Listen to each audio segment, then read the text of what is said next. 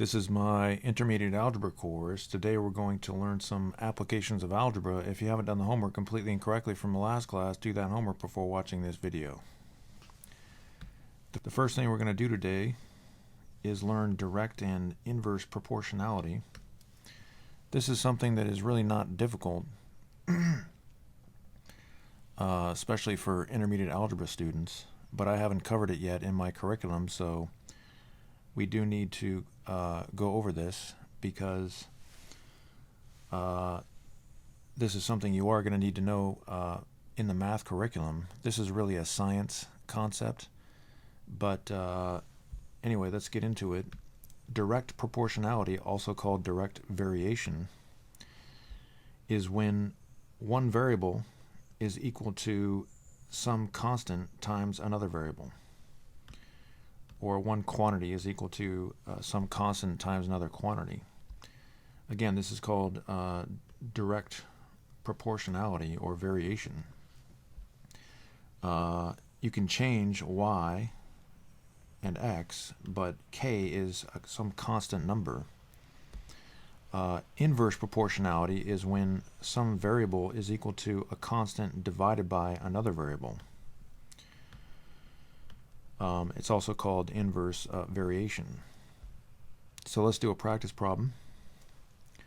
The pressure of the gas in the container at the right is directly proportional to the temperature of the gas, such that pressure is equal to 0.175 times the temperature.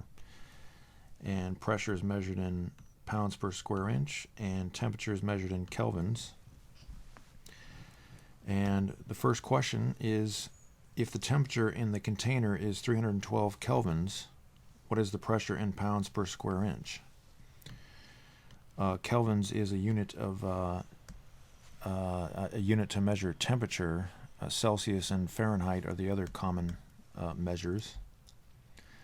So we're told that the pressure is directly proportional to the temperature. So that means that some variable is equal to a constant times another variable.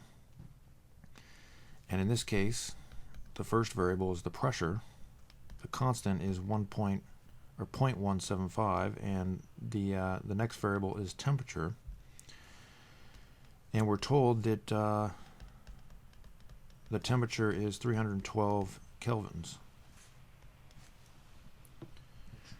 So feel free to use your calculator in this class. That's okay. We're going to multiply those two, and we get 54.6, and you can just abbreviate pressure with PSI, pounds per square inch. Okay, in part B, the problem is asking us what the proportionality constant is. It says up here, K is called the proportionality constant. So that's just whatever that constant is. In this case, it's 0.175, so that's pretty easy. Now, in science, constants are assigned units, and that just tells you how the constant was generated, what units were used when generating the constant. But that concept can get a little weird, so I'm not going to worry about that, or you don't have to worry about that in this class. Now, the last part of the problem is asking if the pressure in the container is 49 psi, what is the temperature of the gas? So again, pressure is equal to 0.175 T, and they're telling us that the pressure is 49 psi. So we just divide both sides of the equation by 0.175. Again, this is very, very easy. I know that this is very easy for intermediate algebra students. And I'm going to spell out the word kelvins just because I don't want students to get confused with the K. because we assigned K for the constant. But kelvins can be abbreviated with a capital K. Okay, so now it's time for you to try. As you can see, this is very, very easy. So this next problem is going to be direct proportionality, also called direct variation. Same as the first problem we did. So try number 2. When you come back, we'll do it together. Okay, we're back.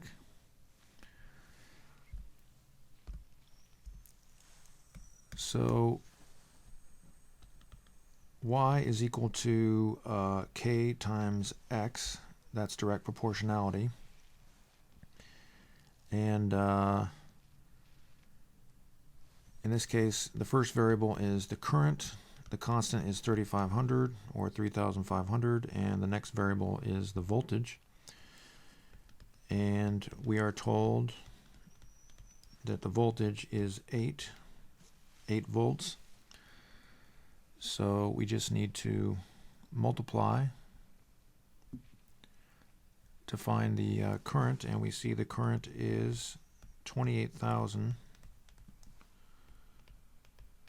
amperes. And you probably recognize the condensed form of that word, amps. You'll often hear people talk about amps. What is the proportionality constant? Well, that's just that number 3500. Again, you don't have to write units. Now, you were not able to see part C of this problem, so go ahead and take a picture with your phone or a screenshot so you can go back to the original problem and try part C. When you come back, we'll do it together. Okay, we're back. Again, the current is equal to 3500 times the voltage. And we're told that there are 18,000 amperes of current. And we're solving for the voltage, so we just divide 18,000 by 3500. So there are 5.14 volts. I'm going to spell out volts, even though we use a V typically for volts, but I don't want to confuse things because we already have a capital V. So I didn't tell you what to round off to, so that's okay. You can round off however you want.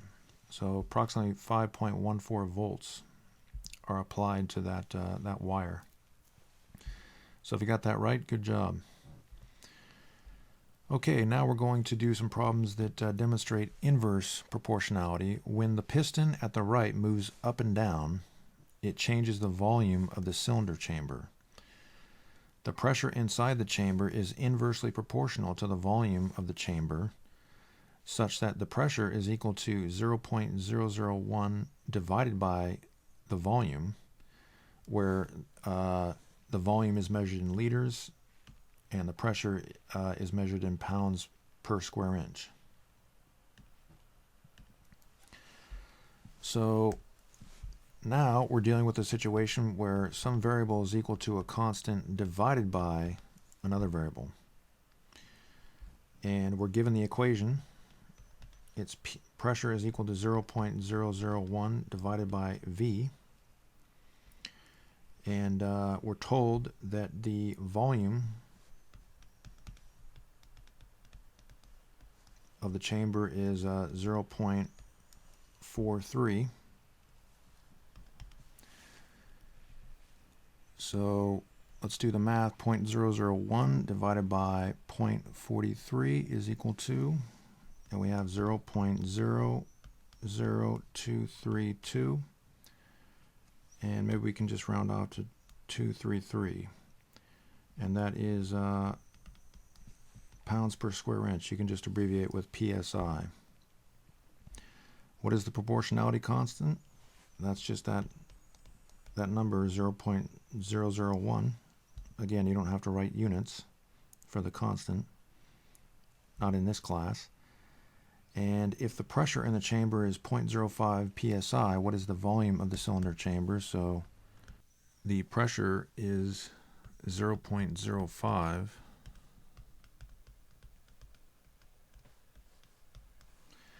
And As I said, this equation tends to confuse students because the variable is in the denominator. So just to be clear, what we need to do here, I'm going to rewrite and multiply both sides of the equation by v. Again, there's multiple ways to solve that equation, but probably the best way is to multiply both sides by v. The best way when it comes to understanding how the equation is actually solved. So then we're going to divide both sides of the equation by 0.05. And don't be afraid to use your calculator. So 0.001 divided by 0.05 is 0.02. And the unit is liters.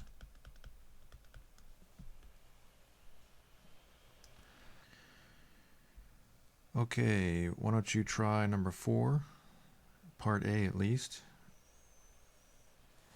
And when you come back, we'll do it together.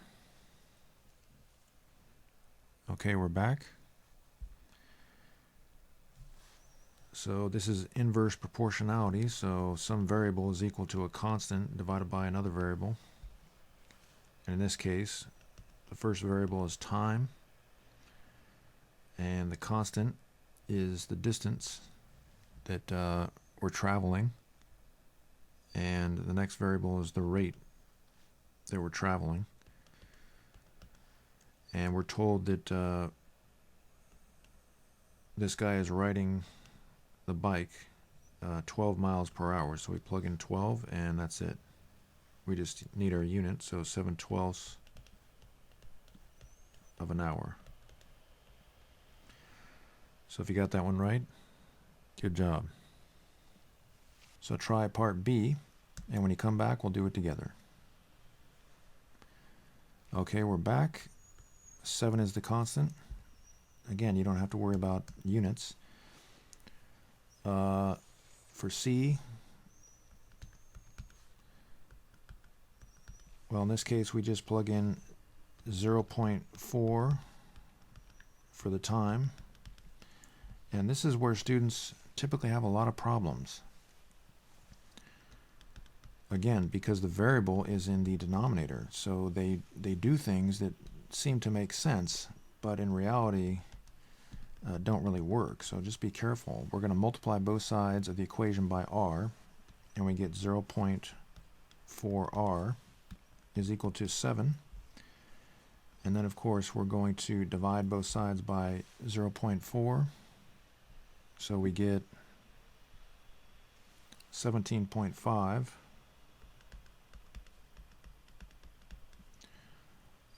miles per hour. And you can abbreviate with mph if you want. Or you can spell out miles per hour. It doesn't really matter. But you do have to write units for these answers. It's only the constant. I'm not really going to require you to write units. You'll learn how to do that when you take science courses, physics, chemistry, so on and so forth. So if you got that one right, good job.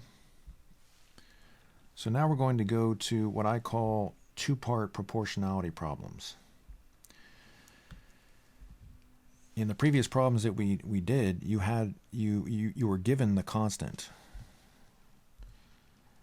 For example, in this problem here, we were given the constant and the general equation that we used.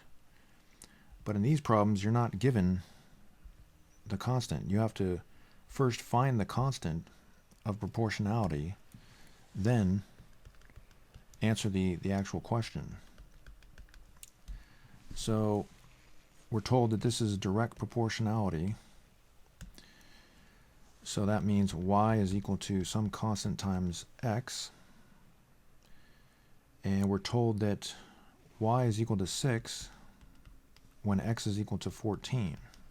So then we divide both sides and we get k is equal to 3/7.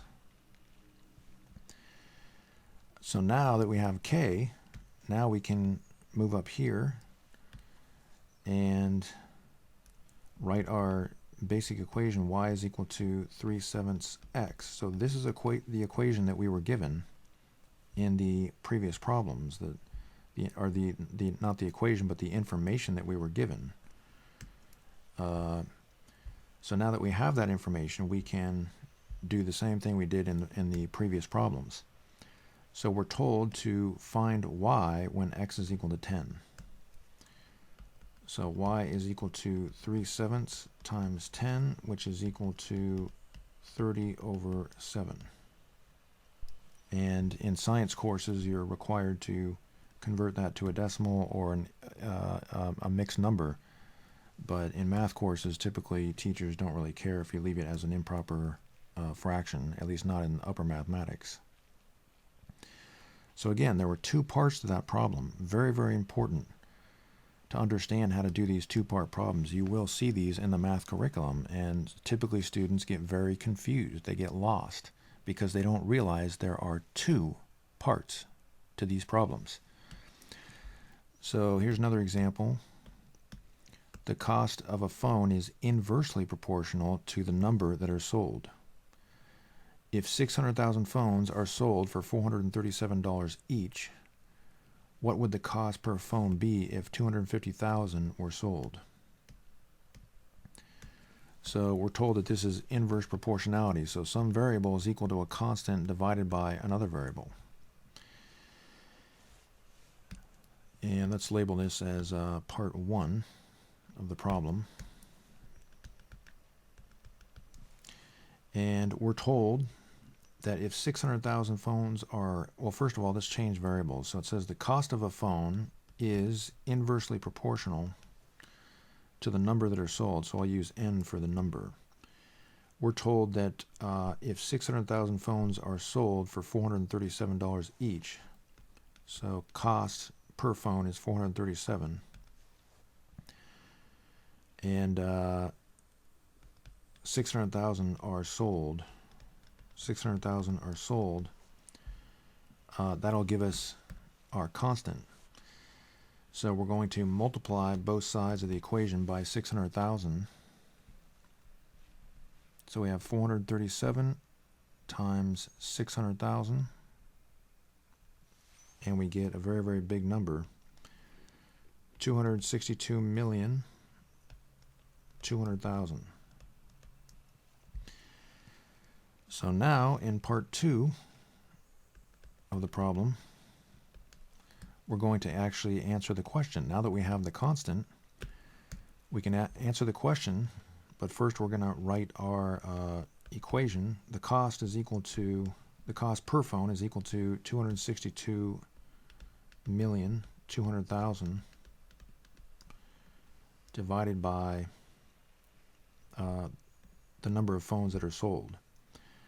And the problem asks, what would the cost per phone be if 250,000 were sold? So the cost is going to be 262,200,000 divided by the number of phones that are sold. So I'm going to take that number, that big 262 million number, divide by 250,000, and we get $1,048.80. And we should put a dollar sign there. So there you go. So again, these are two-part problems. So for number 7, you're going to need to find the constant of proportionality first, and then you can answer the question with that resulting equation. So try number 7. When you come back, we'll do it together. Okay, we're back. So we're told that y is inversely proportional to x, so that means y is equal to some constant divided by x. And we're told that when y is 20, x is 5.6. So now we just multiply both sides by 5.6. And K we see is 112. So now we use that information to answer the problem. But first let's write our equation. Y is equal to 112 over x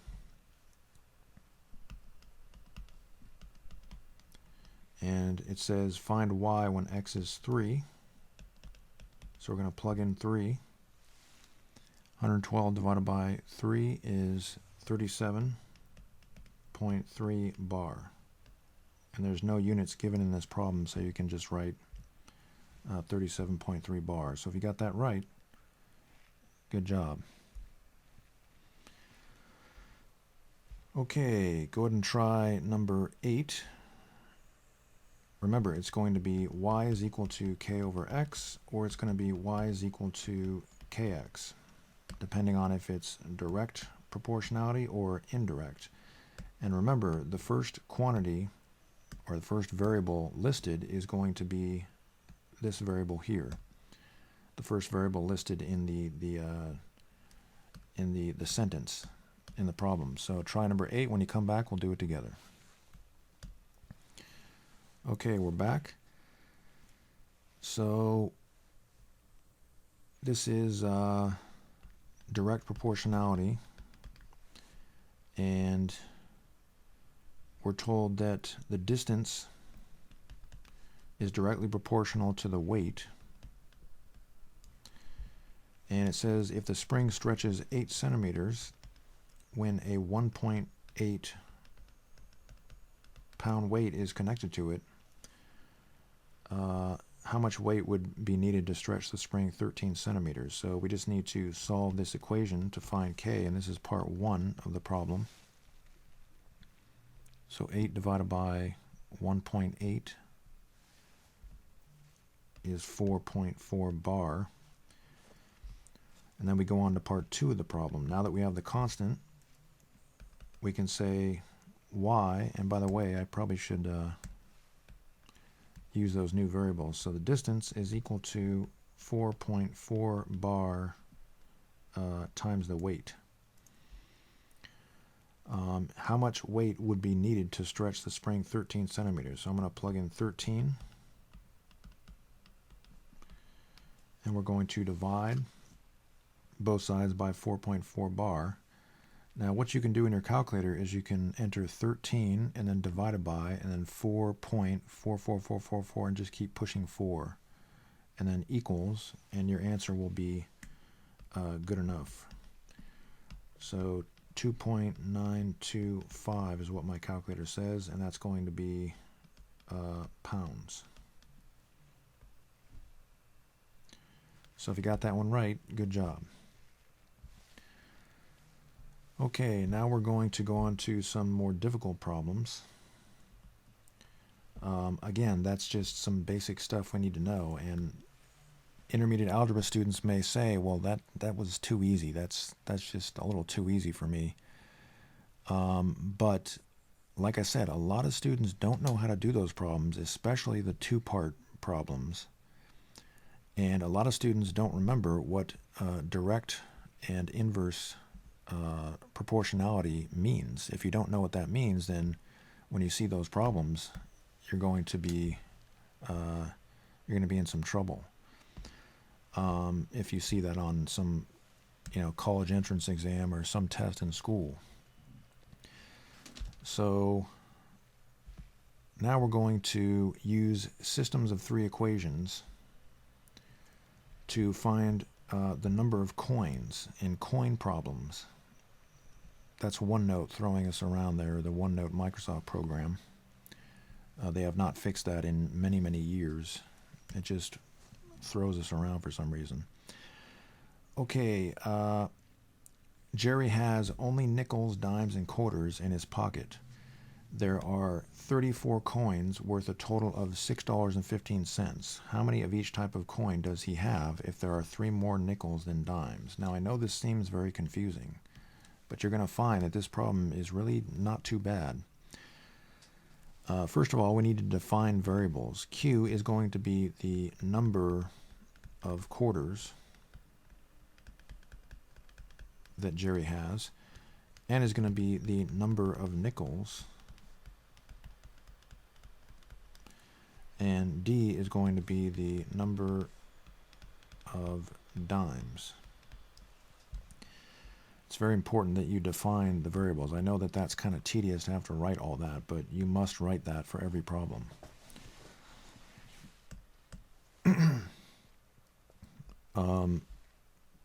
So we're told that there are 34 coins in total, and again, keep in mind that there's only quarters, nickels, and dimes, nothing else.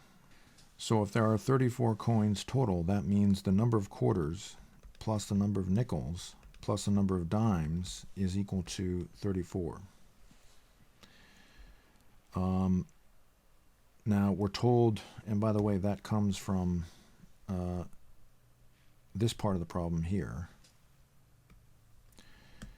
And we're also told that the coins are worth a total of $6.15. So that's going to be our next equation.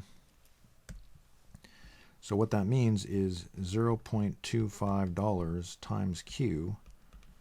So you're taking the number of quarters, Q, and multiplying by the dollar amount that those quarters are worth. So if you're measuring the worth of the coins in dollars, dollar units, $1 is, one quarter is obviously a quarter of a dollar, $0.25.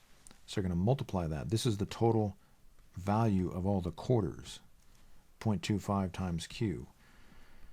0.05 times the number of nickels, that's the amount of money, the dollar amount of the nickels alone.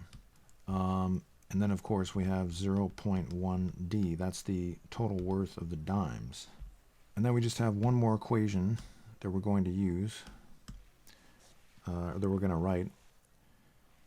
It says there are 3 more nickels than dimes. So the number of nickels equals the number of dimes plus 3. So we're going to connect that with a brace. And now remember, when you're solving systems of 3 equations, there are 3 different methods. One method is graphing. Now remember, when you're graphing systems of 2 equations, graphing is not practical. Well, when you're trying to solve systems of 3 equations, graphing is really, really not practical. So we don't use the graphing method. So do we use elimination or do we use substitution? Remember, those are the primary ways that we solve systems of equations. And we really have to ask ourselves, is there a variable that's isolated, a variable that's by itself in one of these equations?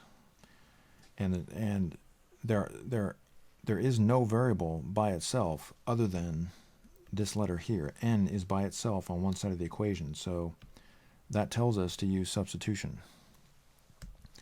And we're actually going to use substitution in every one of these problems that we're going to do, because that's the way these problems are usually designed, these coin problems.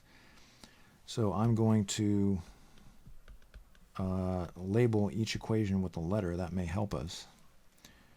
And I'm going to rewrite the first equation, but I'm going to replace n with what the bottom equation tells us n is equal to. So q plus d plus 3 plus d is equal to 34. So I took this d plus 3 and I plugged it in there. Now I'm going to take the second equation, b, and I'm going to rewrite it. But again, I'm going to plug in d plus 3 rather than n. So we have 0.25q plus 0.05 times d plus 3. And maybe I'll use those parentheses there so you know where that came from. And then we have plus 0.1d is equal to 6.15. So that was the blue equation, and this is the green equation. That's where we got that. So hopefully you can see. I'm just gonna leave those off, those highlights. So now we're just going to simplify those two equations.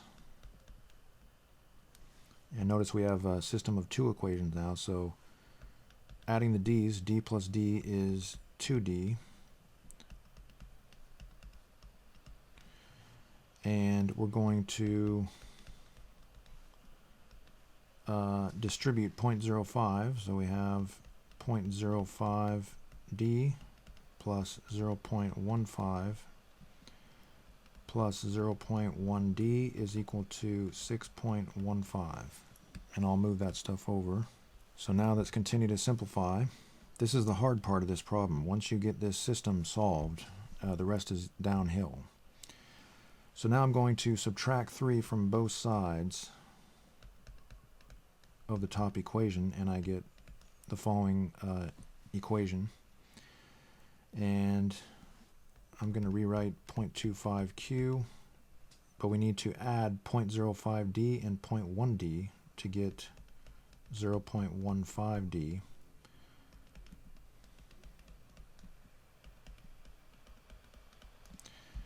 And at that point, well, I'm just going to subtract 0.15 from both sides so we don't have to rewrite the equation again. So I took this 0.15 and subtracted it from both sides. So now we have a system of two equations. We reduced the problem to a system of two equations. Now what I'm going to do is I'm going to use elimination to solve this problem, because there are no variables that are solved for. They're not by themselves. So I'm going to multiply the top equation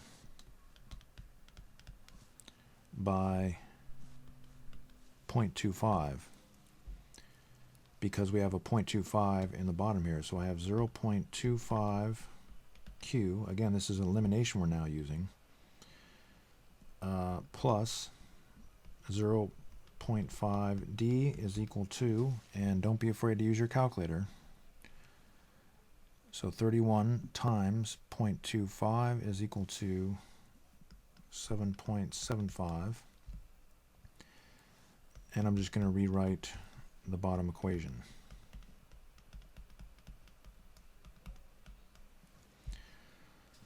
So remember, when you multiply by 0.25, you have to multiply both sides of the equation. Both sides of that equation. And I'm sorry, I should have wrote this up here, actually. I'm multiplying that top equation by 0.25. And this is the result, what we get. So now I can just subtract the bottom equation from the top equation. Another thing I could have done is multiply by negative 0.25, and then I could just add these two equations together, but it really doesn't matter which one you do. So now I'm going to write this line down here signifying that I'm subtracting, even though I'm not showing a subtraction symbol, and we get 0.35, and then we get 1.75. Now we just have to do the math. So 1.75 divided by 0.35 is 5. So there are 5 dimes. So the hard part is over. Now we get to the easy part. If there's 5 dimes, it's very easy to find the number of nickels using that equation. So I'm going to use arrows, and please use arrows to show what you're doing.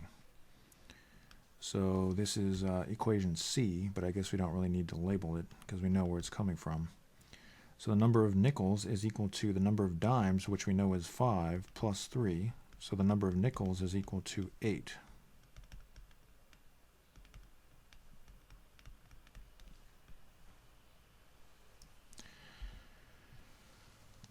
All right, and so now we have to find the number of quarters, and to do that we can use one of these equations up here. So the easiest equation I think would be here, So I'm going to use an arrow showing where I'm getting that equation.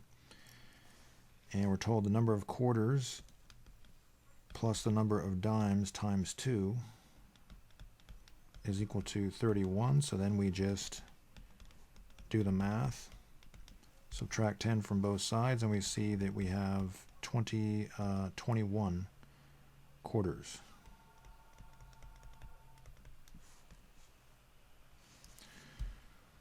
So I know that's kind of tedious, but as you can see, it's really not that difficult. It looks difficult, but it's really not. So let's try one more of these before you try one on your own. So we have 57 coins, and again, they're quarters, nickels, and dimes, and I've already got this written out just so we don't have to show me writing that. So the number of quarters plus the number of nickels plus the number of dimes is equal to 57. And of course, 0.25 times the number of quarters plus 0.05 times the number of nickels plus 0.1 times the number of dimes is equal to the total amount, the dollar amount, which is $6.40. You're going to use that same equation over and over again. So what are the colors that we used here? Blue, green, yellow.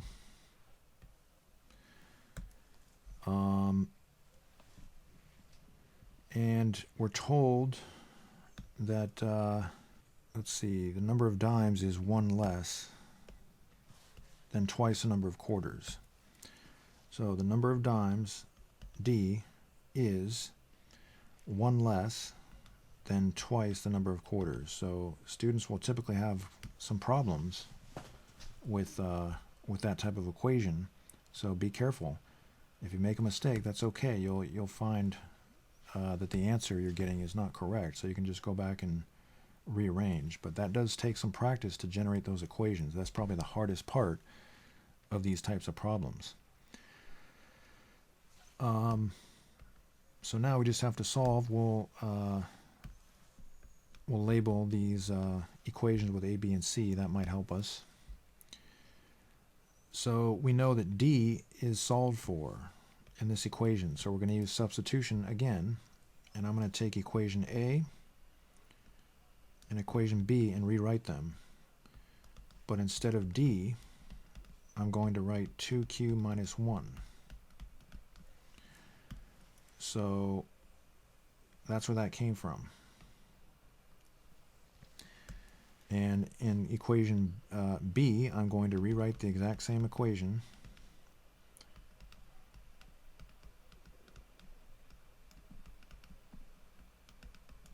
But instead of D, I'm going to write again 2q minus 1.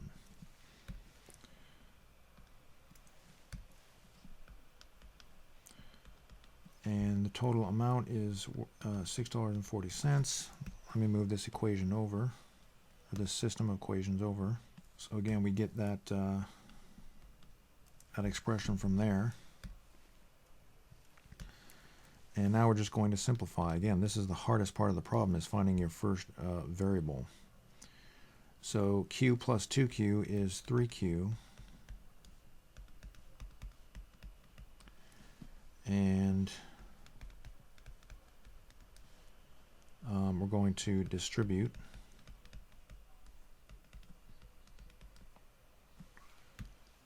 .1 times 2 is 0.2.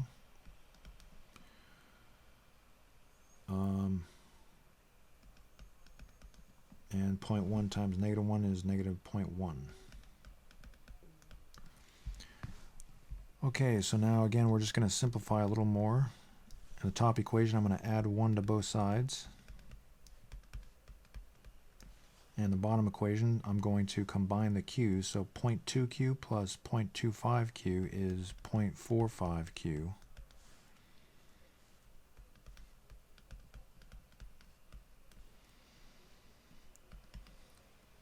I'm going to add 0.1 to both sides, so we get 6.5 on the bottom equation.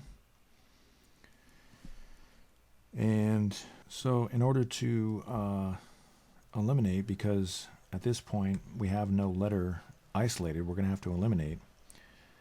In order to eliminate, we need to have the same coefficient on the q's or the n's.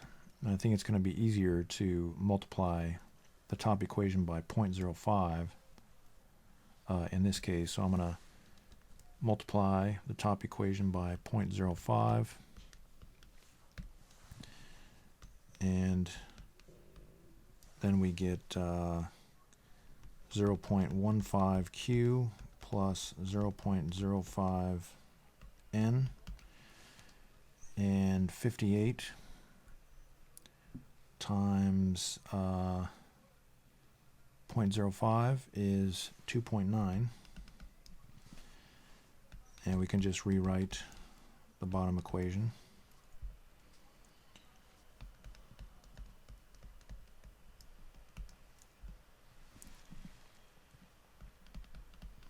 And now we're ready to subtract. Now again, if you multiply both sides by negative 0.05, then you can just add these equations.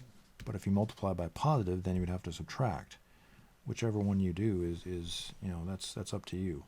So these are going to cancel out, and these are going to those are going to become negative 0.3 q, and if we subtract 6.5 from 2.9, we get negative 3.6, and then we're going to divide both sides of that equation by negative 0.3, and we get 12. So there are 12 quarters. So the hard part is over. So now we can easily find the number of dimes if we choose the equation that we're going to use carefully. Sorry, that's OneNote again, throwing us around for no reason. So we're going to use this equation up here. The number of dimes is equal to 2 times the number of quarters, and we know the number of quarters is 12. So we have 24 minus 1, and you don't really have to show that step there, but so we have 23 dimes.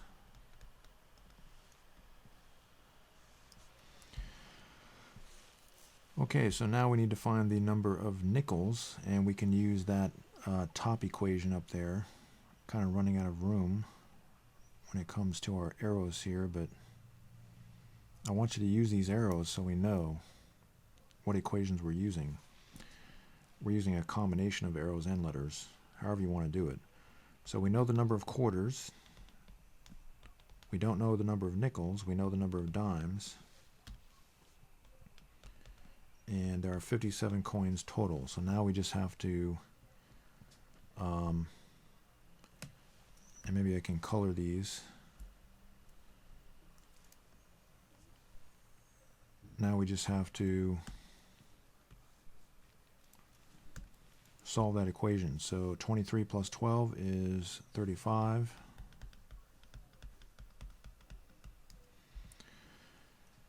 And subtract 35 from both sides, and we get 22. So there are 22 nickels.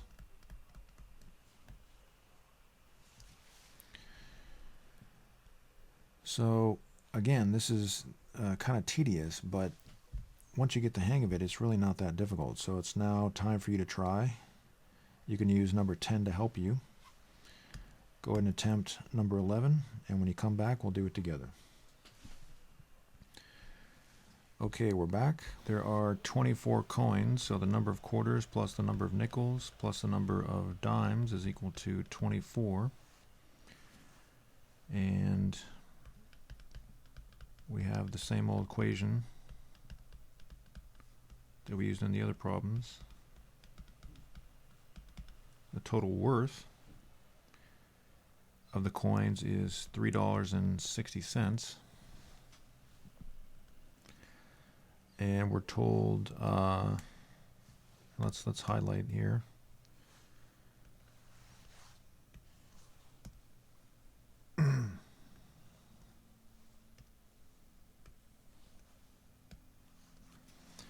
There are 3 times as many quarters as nickels. So the number of quarters is equal to 3 times the number of nickels.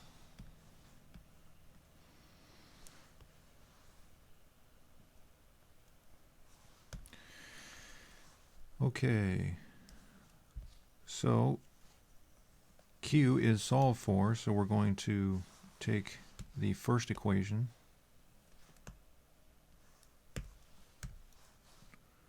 and I'm going to write letters for these. Taking the first equation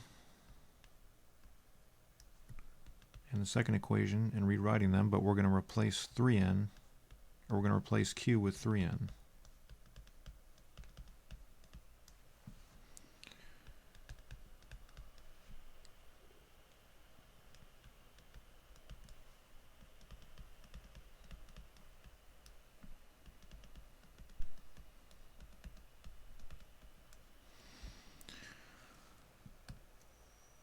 Okay, so this is 3n here, and we replaced Q with 3n there and there.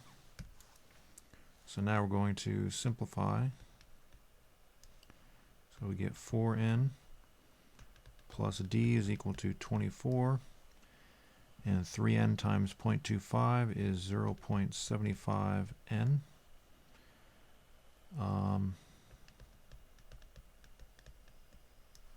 You can do multiple steps at once if you want. You don't have to write every single step here, but you do have to show some work.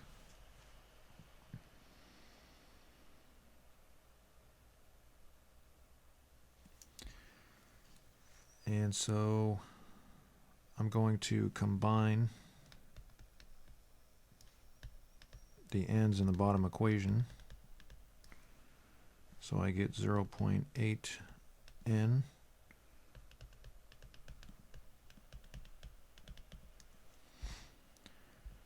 and now if we multiply the bottom equation by 5,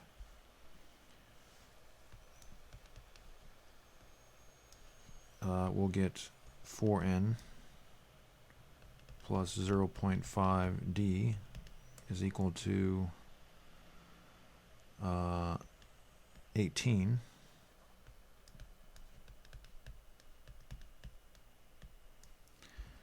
And then we can subtract the bottom equation from the top equation, and we get 0.5d is equal to 6. Divide both sides by 0.5, and we get 12. So there are 12 dimes. So the hard part is over.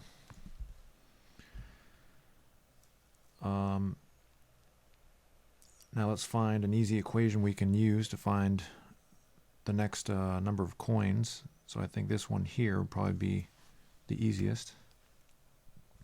So please use arrows to show what equation you're using. So we have 4n plus the number of dimes, which is 12, is equal to 24. And if we solve, we get 3 nickels.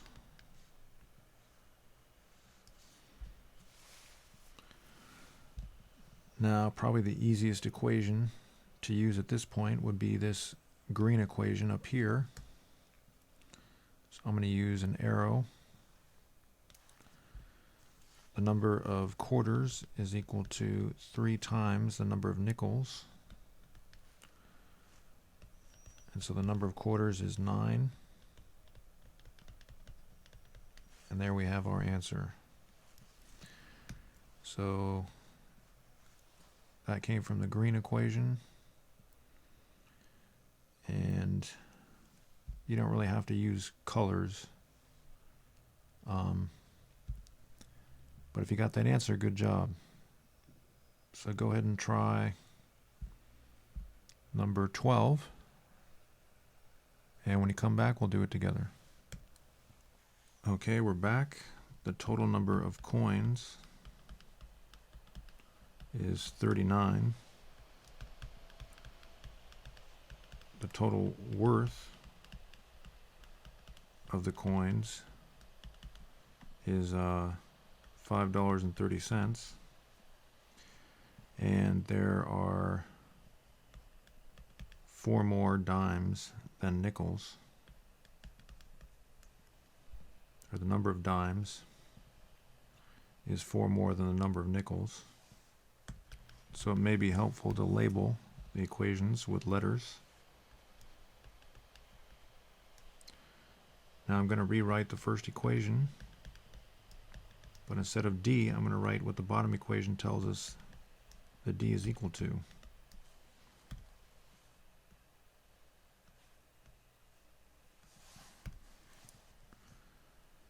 Then I'm going to rewrite the second equation.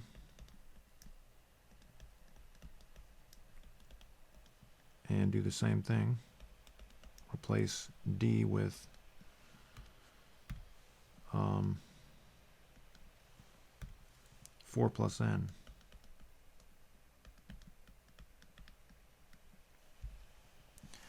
So then we can simplify. So we get Q plus 2n plus 4 is equal to 39.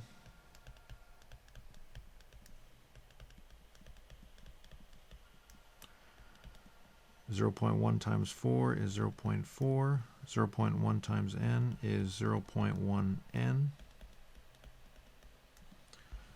And we can subtract 4 from both sides of the equation.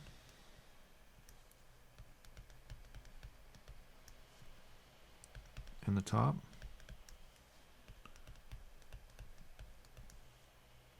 And then add 0.05 with 0.1 and we get 0.15 n.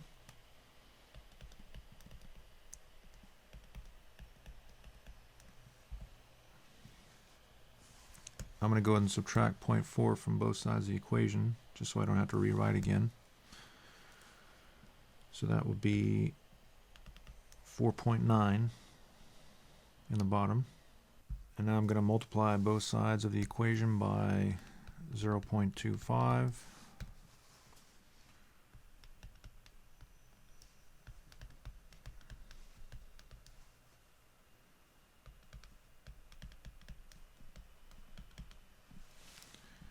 .25 times 35 is 8.75.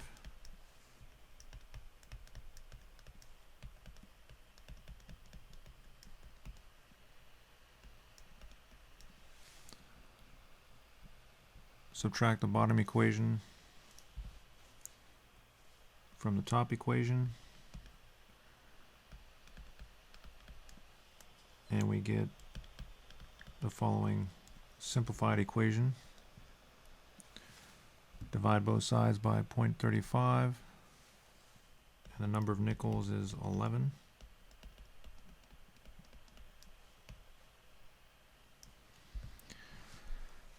And now we can use this equation here to find the number of dimes.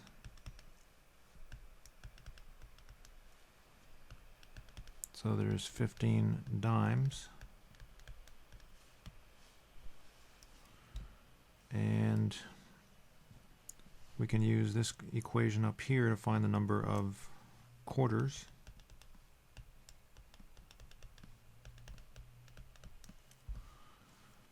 And doing the math, we get 13 quarters. So if you got those answers, good.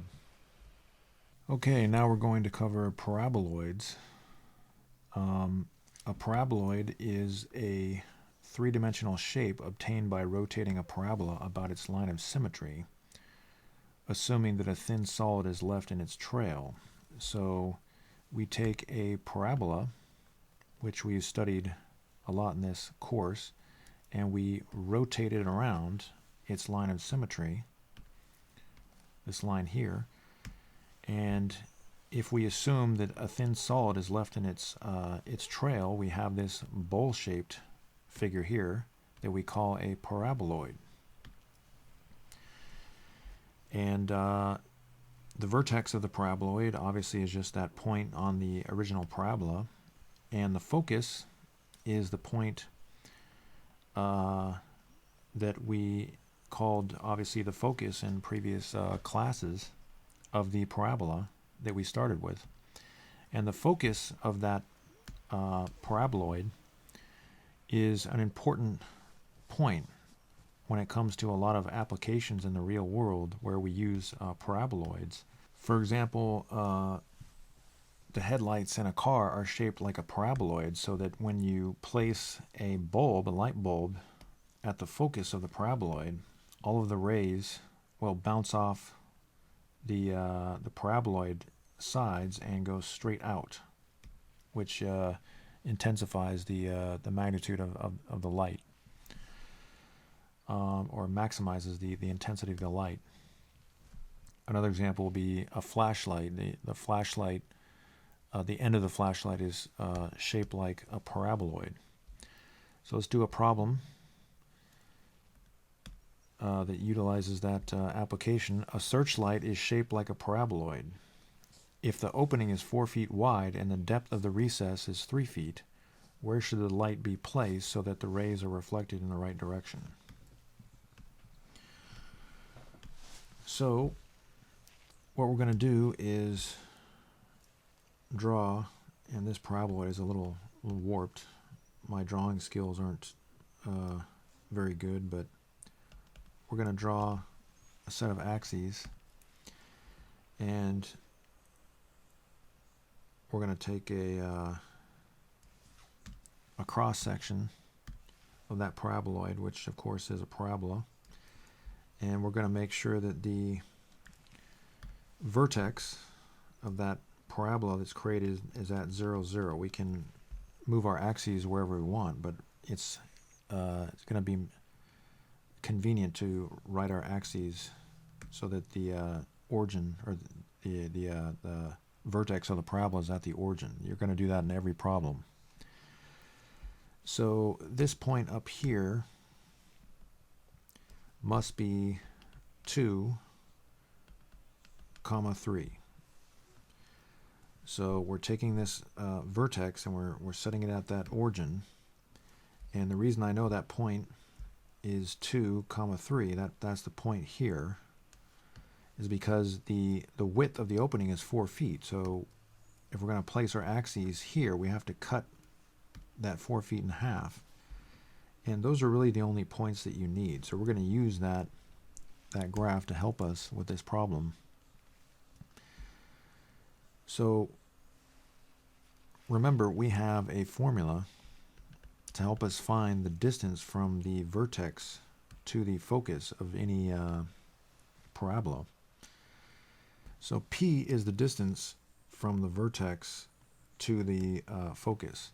So all we need is that A value, and we'll have our answer. We'll be able to tell the person who's asking this question where to put that light. It's going to be a certain amount of certain distance from the vertex to the light source. But the problem is we need to find A. So that's going to be part 1 of the problem. So we're going to use the vertex form of a parabola. That's the most convenient form for us right now. And we know that 2, 3 is a point on the parabola. So I'm going to plug in 2 for x and 3 for y. We know that the x value of the vertex is 0, and we know that the y value of the vertex is also 0. So just to be clear, we got that from there, and we got that number from there, and this number came from there, and this number came from there. So I'm gonna make this black so it's easier to read. Okay, so now we just have to solve that equation to to find a. So we have 3 is equal to 4a, and a is equal to 3/4. So now we go to part 2 and we plug in a. So p is equal to 1/3. And now we can write the answer. So we can say the light should be placed 1/3 of a foot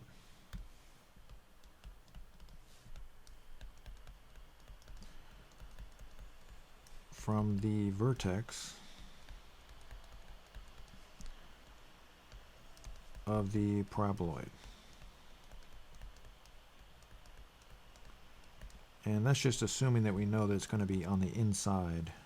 We don't have to really specify. Obviously, it's not going to be out here. So that is the answer. So that's just an example of the type of problem that you may see when applying our knowledge of parabolas in the real world. So let's try one more of these before you try one on your own. A satellite dish is shaped like a paraboloid. Signals from a satellite in outer space hit the dish and are reflected to a single point where a receiver is located. If the receiver is 2 meters from the vertex of the dish and the opening of the dish is 6 meters wide, how long, i.e. deep, should the dish be? So again, you have these signals from outer space that are coming down, and they are hitting this dish shape. Those purple signals from outer space are hitting the dish, and they're bouncing up, and those signals will tend to concentrate at the focus of the corresponding paraboloid. That's why we call it focus, because the light rays or signals from outer space will focus on that point. So you want your receiver device that reads these signals to be at that focus point. So again, let's draw a cross section of this paraboloid, and this point here is going to be 3, 2. Actually, we do not know the y value of that point. And just to give you some reference of what's going on here, the focus is actually higher up. The focus is there.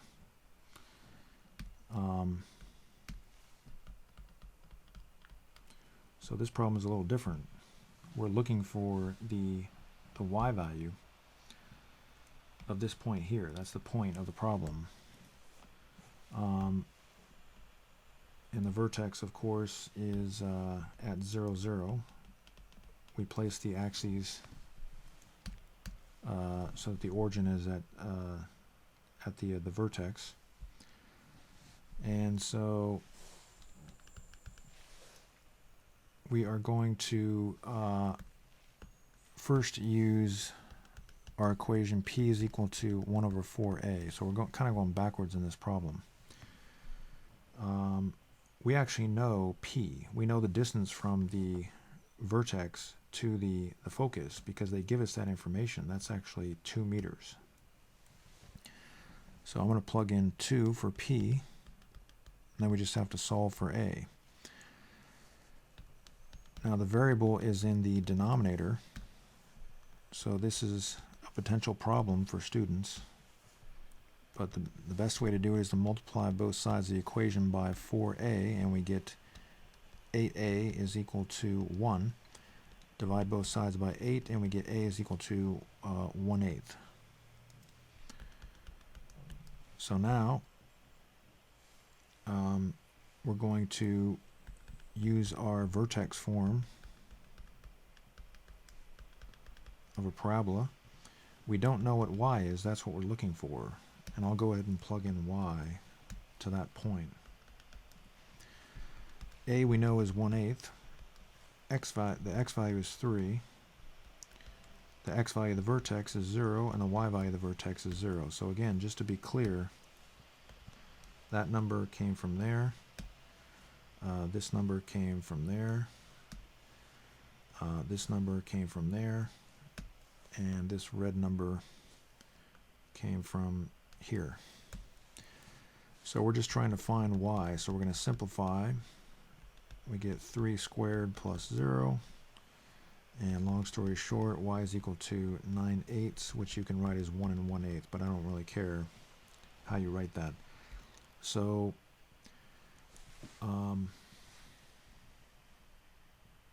it wants to know how long should the dish be, or how deep. You can say long or deep, but that's y.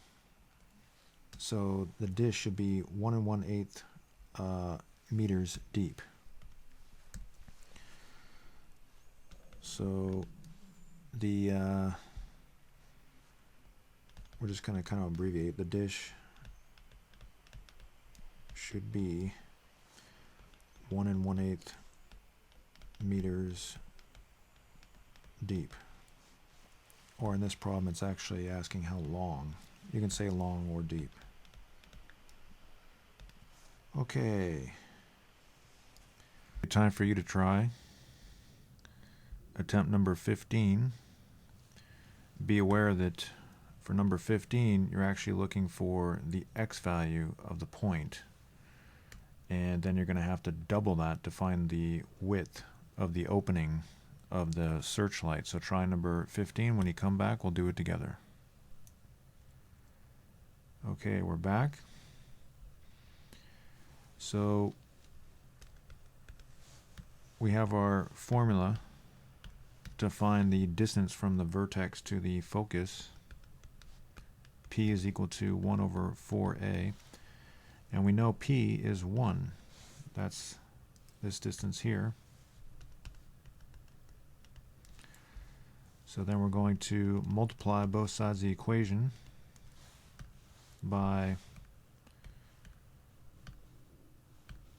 4. And then we get 4 is equal to, actually we're going to multiply both sides by 4a, sorry about that, 4a.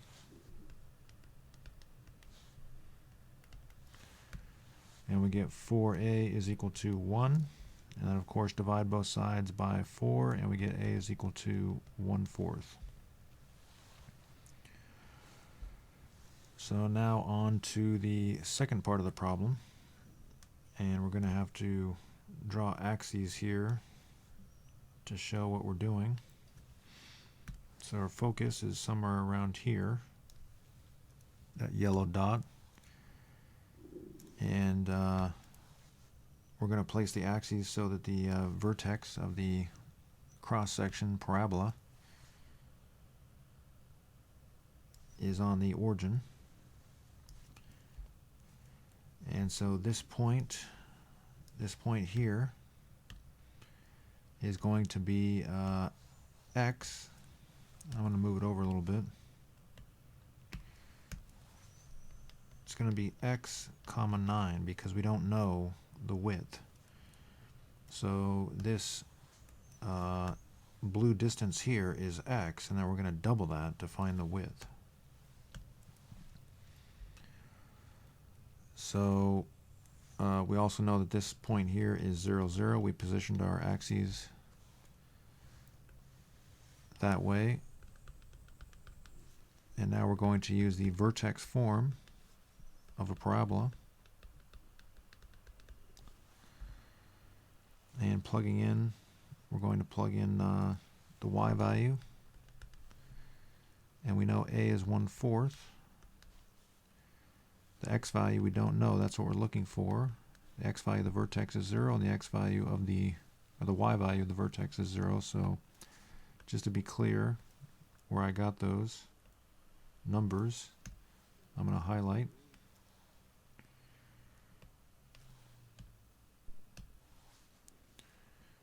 That 1/4 came from down there.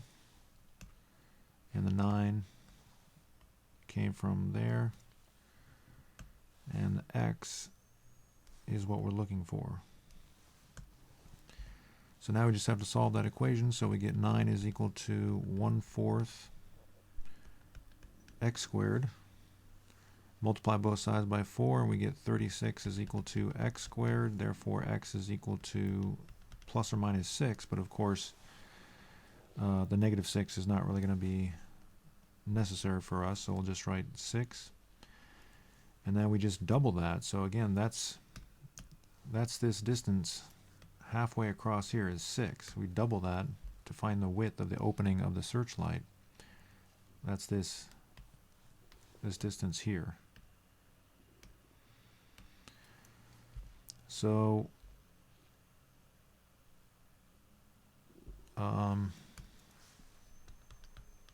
the opening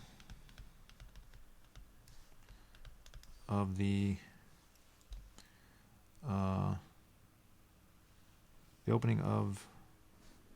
paraboloid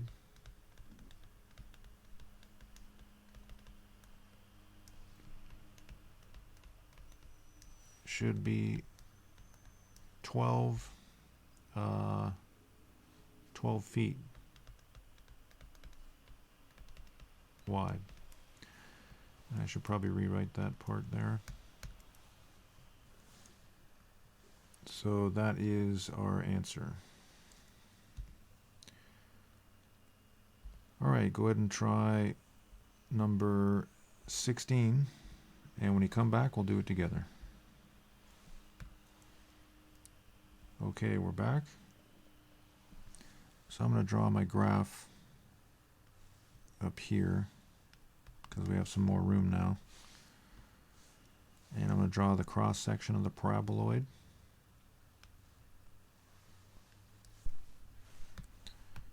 And this point here will be 5, 5. And we're looking for the distance from the vertex to the focus. The focus is that yellow point there. I'm just making it yellow. Maybe I should make it a different color this time. And of course, we're positioning the axes so that the vertex of the cross section is at the origin. So step 1, now we're kind of going backwards from the previous problem. So step 1, we're going to use the vertex form of the equation of a parabola. And we know that the y value of a point is 5. And the x value of that point is also 5. X value of the vertex is 0. Y value of the vertex is 0. So just to be clear where those numbers came from, I'm going to highlight. And then we just have to solve. So we get 5 is equal to a times 5 squared.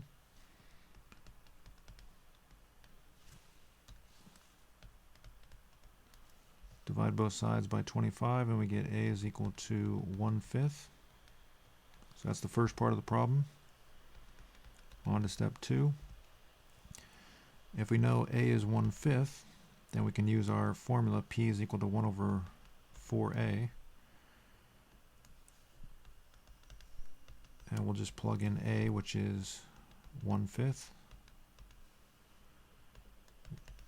And we get 1 over 4/5, which reduces to, or we can simplify that rather, to 5 over 4. And if you don't remember why that is, remember this yellow fraction line is considered to be division. That's a division operation. So we have 1 divided by 4/5, and when you divide, you flip the fraction and change the multiplication. So 1 times 5/4 is 5/4. You should know that by now, but some students forget, so they need to be reminded. So the final answer is, and by the way, this, just to be clear, 5/4 of meters is the distance from the vertex to that receiver there. So the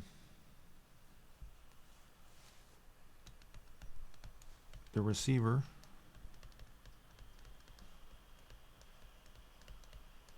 should be placed 1 1/4 meters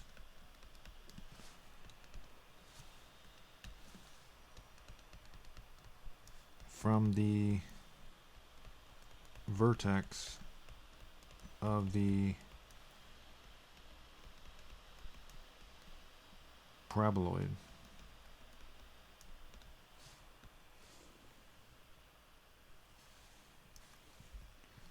So if you got that right, good. So that was the class today.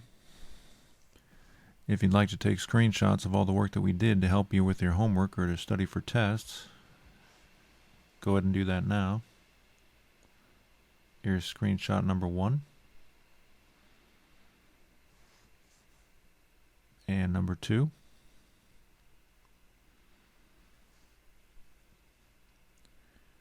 And number 3. And number 4.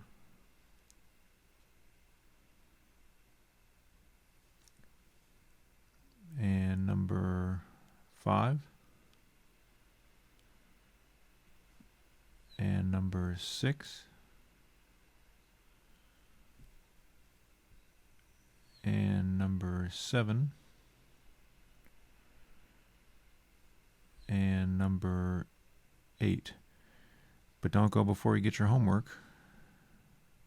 Let's take a look at the homework. Here's screenshot number 1 of the homework. And screenshot number 2 along with the answers. So get that homework done completely, correctly, neatly, and keep it in order in your binder. And I'll look forward to seeing you in the next class.